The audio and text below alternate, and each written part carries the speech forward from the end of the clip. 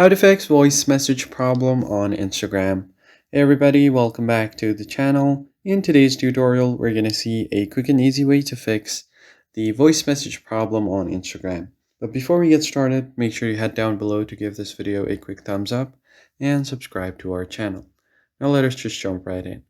First thing first, you need to go to Instagram application and make sure that you are logged into your account.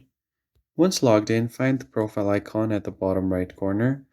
Now you usually send voice messages on the message, so go ahead and tap on the message icon at the top right or just swipe left on your screen.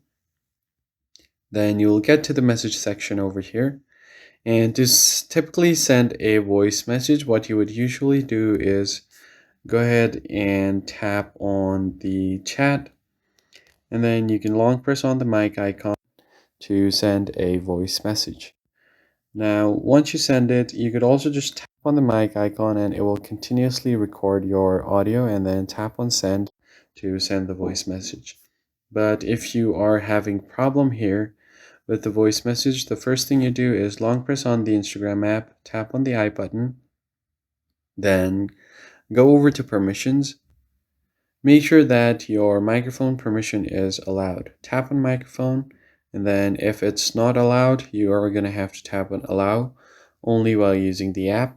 Then go back here, and then you need to find storage. Tap on it, and all you have to do is tap on clear cache button at the bottom. So it will delete all the temporary files that might be causing the issue.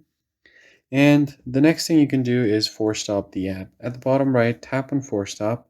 So what it's going to do is simply stop the background requests and activities completely from the app. And then after this, you need to check the updates for the app. Open Play Store, tap on the search bar at the bottom, and then simply search for Instagram. Now, if you see an update button here instead of open, make sure to update the app to its latest version. And the final step is to long press on your power button and restart the application along with your phone as well. So that's basically it. If you found the tutorial helpful, hit the like button below and subscribe. I'll catch you guys in the next one.